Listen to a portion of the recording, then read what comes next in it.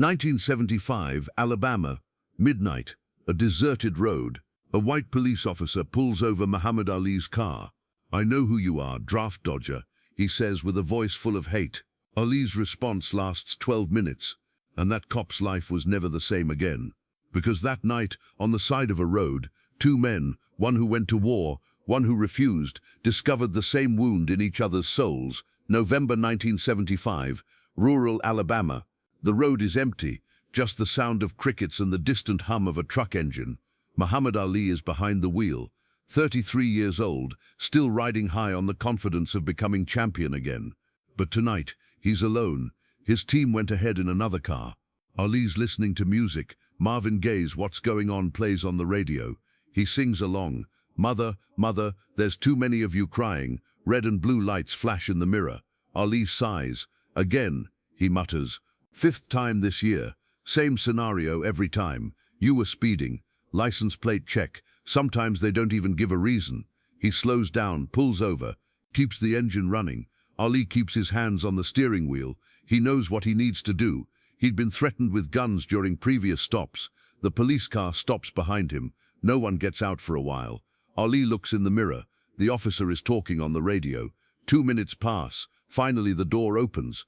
Officer James Clayton, 35 years old, 6 feet 2 inches, 220 pounds, muscular body, tight tie, immaculate uniform, but his eyes are tired, dead. That look they call the Vietnam stare. Ali recognizes that look because he's looked into the eyes of hundreds of veterans with that same stare. Clayton walks slowly toward the car, shines his flashlight in Ali's face.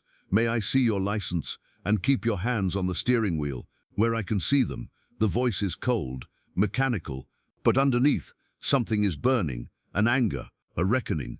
But the real story was just beginning, because Officer Clayton wasn't just a cop. He was a Vietnam veteran who had hated Muhammad Ali for 10 years, and tonight, on an empty road, he had his chance to confront him.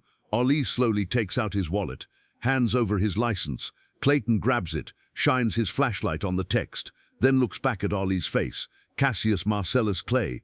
Clayton pronounces the name with his lips pursed, as if he wants to spit. "I know who you are." Ali calmly. "My name is Muhammad Ali, sir." Clayton with a bitter laugh. "To me, you're still Clay. Taking a Muslim name doesn't save you from being a traitor." Ali takes a deep breath, tries not to get angry. He knows that one wrong move, one wrong word could end this night badly. "What's the problem, sir? Was I speeding?" Clayton leans back, puts his hand on his gun. "Not a threat, habit. The problem is that you're Clay, draft dodger, the man who sat back and made millions while his country was at war. You're the problem." Ali's jaw tightens, but his voice is still calm. "I didn't want to fight anyone. My conscience wouldn't allow it." "Conscience?" Clayton laughs out loud. "You talk about conscience. I was 19 years old in Vietnam. My friends died in my arms. While you were dancing in the ring, we were dying over there, and you used conscience as an excuse." Ali understands now. This isn't just a traffic stop. This is a reckoning. The explosion of years of pent-up rage. Clayton continues. "Get out of the car, now." Ali opens the door, gets out. Clayton wants to push him against the wall, but Ali stands calmly. "Sir, before you handcuff me, may I ask you something?" Clayton holding handcuffs. "What?" Ali's eyes lock onto Clayton's. And now Ali does something. He changes. Not Ali the fighter anymore. Ali the human being. "You were in Vietnam, weren't you?" Clayton freezes. The handcuffs hang suspended in the air. Because no one for 10 years, no one had asked him that question. Everyone had seen him as either a hero or a killer.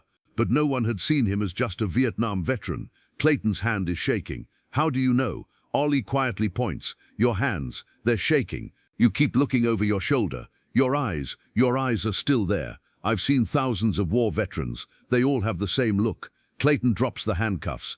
The anger in his voice diminishes, replaced by something else, a weariness. "What do you know about war? Making millions, living in luxury hotels. What do you know?" Ali doesn't look away. "You're right. I didn't go, but I know that war. I know the people who came back from war. People like you. And I see it. A part of you is still there, isn't it?" Clayton's face changes. The anger gives way to something, a desperation. He raises his voice, but he's no longer shouting at Ali. He's shouting at himself. "Yes, part of me is there. Every night in my dreams I go back there. My hands get covered in the blood of 19-year-old kids. And when I came back, What happened? They spit on us, called us baby killers. I did my duty. I just did my duty. His voice cracks. As tears well up in his eyes, he shouts, "And you were sitting in a comfortable chair. You ran away." Ali approaches, slowly, non-threateningly, places his hand on Clayton's shoulder. Clayton is so shocked, he can't even pull back. Ali's voice is now soft but firm. "I didn't run away, James. I resisted." Clayton raises his head. "What?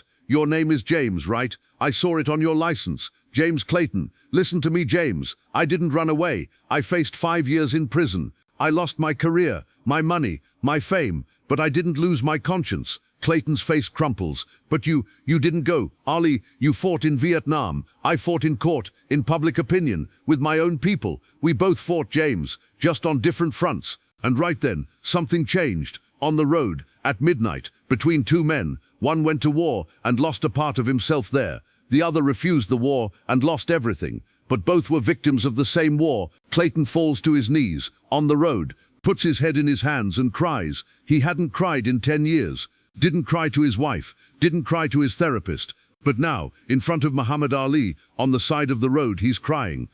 I lost my friends there. Tommy was 19 years old. A mine exploded. He died in my arms. He said, 'Mum, just Mum.'" Ali kneels down, sits next to Clayton. Two men sitting on the road, the police car still flashing. "Ali, I know, James, and I respect your courage. You went, you fought, you came back. But James, you're still there. You're still living that war." Clayton lifts his head, his eyes blood red. "I don't know how to stop. Ali, by stopping the war with yourself. James, that war wasn't your fault. You were just a soldier, and you served. But you don't have to keep fighting that war here, inside yourself." Clayton, "But people, they betrayed us. We were supposed to go as heroes. We came back as killers." "Ali, I know that feeling. I felt betrayed too. People who loved me, my friends, the press, they all turned their backs on me. But James, I learned this. People can judge you, hate you, curse you, but as long as you're at peace with yourself, you stay standing." Clayton, "So how did you stay standing? How did you keep going?" Ali smiles, a painful smile. "By fighting every day. You fought a physical war, I fought a mental war. Both are exhausting, James. Both hurt." A long silence.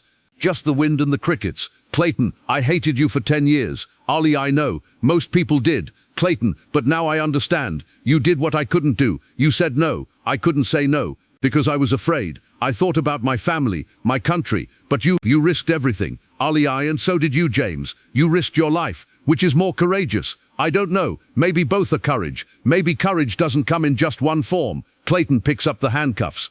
But this time not to arrest Ali. He throws them on the road. "Get out of here," he says. But before Ali leaves, he does something. He takes out a card from his pocket with a phone number on it. Ali holds out the card. "This is a card with my number. James, if you ever want to talk, call me, even if it's 3 a.m. Because I know those 3 a.m.s, those moments when you wake up from nightmares. I'm fighting Parkinson's disease. You're fighting PTSD, different wars, but we're both fighting." Clayton takes the card, crying. Why are you helping me? I treated you like this." Ali, "Because James, I'm not your enemy. I never was. You're not my enemy. We're different victims of the same system. You were sent to Vietnam. I was dragged to court. We were both used." Ali gets in the car, but before leaving, he leans out the window. "James, one more thing. Are you a hero or a killer? You're neither. You're a survivor, and keep surviving. Go to your family, love them, and make peace with yourself."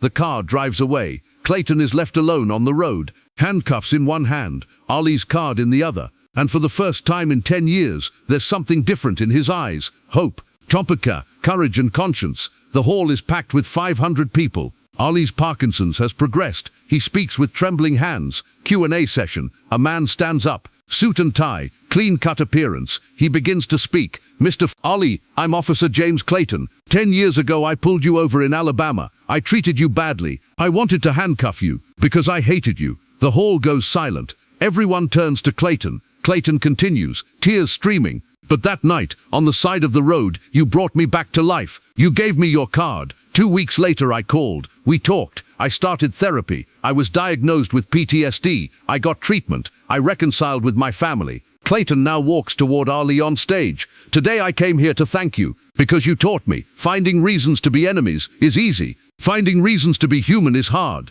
That night, you reminded me I was human. The hall gives a standing ovation. Ali stands up on trembling legs and hugs Clayton. Two men embrace, one a Vietnam veteran, one a draft resistor, both survivors. Ali whispers in Clayton's ear, "You were already strong, James. I just reminded you." People are crying, but one person stands out, a young woman in her 20s, wearing a Veteran Support Network badge on her jacket. After the speech, Clayton talks to her. The woman, "I'm Lisa. My father was a Vietnam veteran. He committed suicide 15 years ago. I wish someone like you had given him that card." Clayton, "Then you give it. Give that card to others." Lisa, "How?" Clayton, "Ali gave me a number. Now I'm giving you something. Hope. Go help veterans. Tell them you're not alone." 2016, when Ali dies, Clayton is at the funeral, standing by the casket in uniform, retired cop, but now also a PTSD counselor. He's been helping Vietnam veterans for 30 years. Speaking to the press, "This man saved my life, not in the ring, on the side of a road, not with handcuffs, with compassion. And I learned, true champions don't just fight, they save." Final scene, Clayton's office. A photo hangs on the wall. 1985, the moment he hugged Ali. Below it, a plaque. "True courage is not fighting, it's understanding those who fought differently."